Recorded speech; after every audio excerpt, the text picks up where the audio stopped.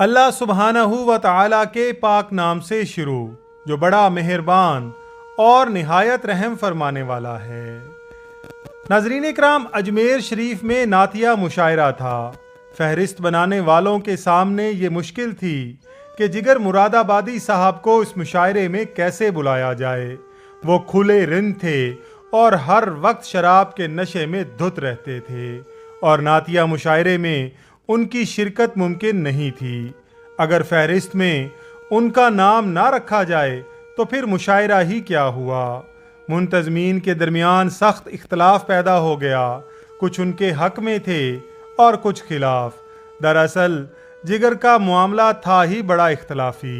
لوگ انہیں گنہگار سمجھتے تھے لیکن لائق اصلاح تھے۔ عوام کے لیے وہ ایک اچھے شاعر تھے لیکن تھے شرابی۔ تمام رعایتوں کے باوجود علماء حضرات بھی اور شاید عوام بھی یہ اجازت نہیں دے سکتے تھے کہ وہ نعتیہ مشاعرے میں شریک ہوں۔ آخرکار بہت کچھ سوچنے کے بعد منتظمین مشاعرہ نے فیصلہ کیا کہ جگر کو مدعو کیا جانا چاہیے۔ جگر کو مدعو کیا گیا تو وہ سر سے پاؤں تک کانپ گئے۔ میں گناہگار، رند، سیاکار، بدبخت اور نعتیہ مشاعرہ۔ نہیں صاحب نہیں، اب منتظمین کے سامنے یہ مسئلہ تھا کہ جگر صاحب کو کیسے تیار کیا جائے۔ ان کی تو آنکھوں سے آنسو اور ہونٹوں سے انکار رواں تھا۔ نعتیہ شاعر حمید صدیقی نے انہیں آمادہ کرنا چاہا۔ ان کے مربی نواب علی حسن طاہر نے کوشش کی لیکن وہ کسی صورت تیار نہیں ہوتے تھے۔ بالآخر اصغر گونڈوی نے حکم دیا اور وہ چپ ہو گئے۔ سرہانے بوتل رکھی تھی، اسے کہیں چھپا دیا۔ دوستوں سے کہہ دیا کہ کوئی ان کے سامنے شراب کا نام تک نہ لے۔ دل پر کوئی خنجر سے لکیر سی کھینچتا تھا۔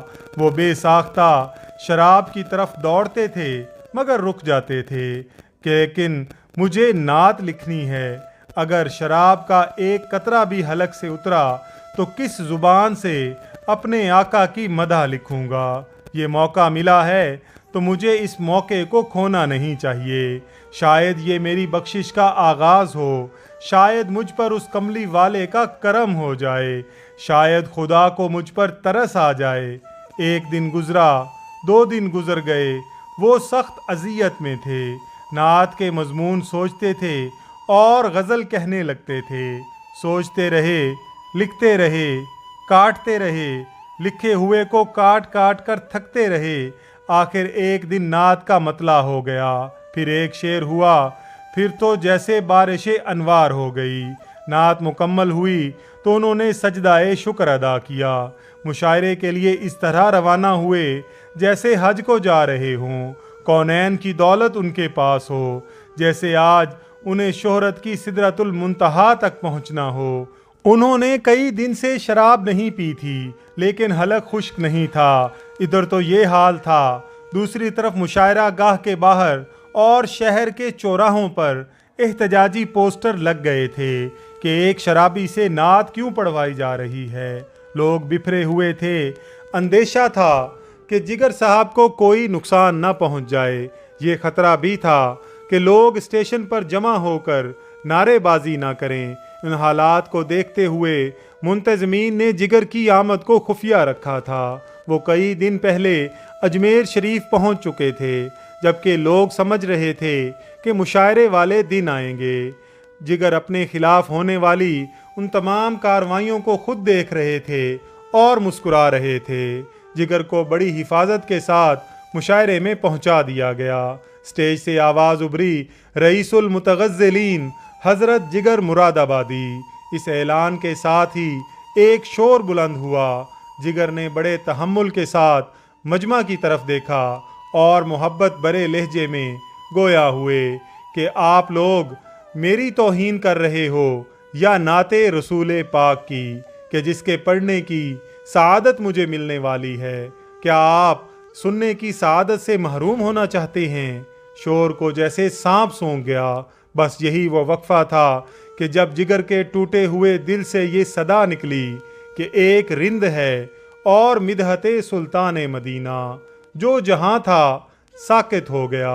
یہ معلوم ہوتا تھا جیسے ان کی زبان سے شعر ادا ہو رہا ہے اور قبولیت کا پروانہ عطا ہو رہا ہے۔ نعت کیا تھی؟ گناہ گار کے دل سے نکلی ہوئی آہ تھی، خواہش پناہ تھی، آنسوؤں کی سبیل تھی، بخشش کا خزینہ تھی۔ وہ خود رو رہے تھے اور سب کو رلا رہے تھے۔ دل نرم ہو گئے، اختلافات ختم ہو گئے۔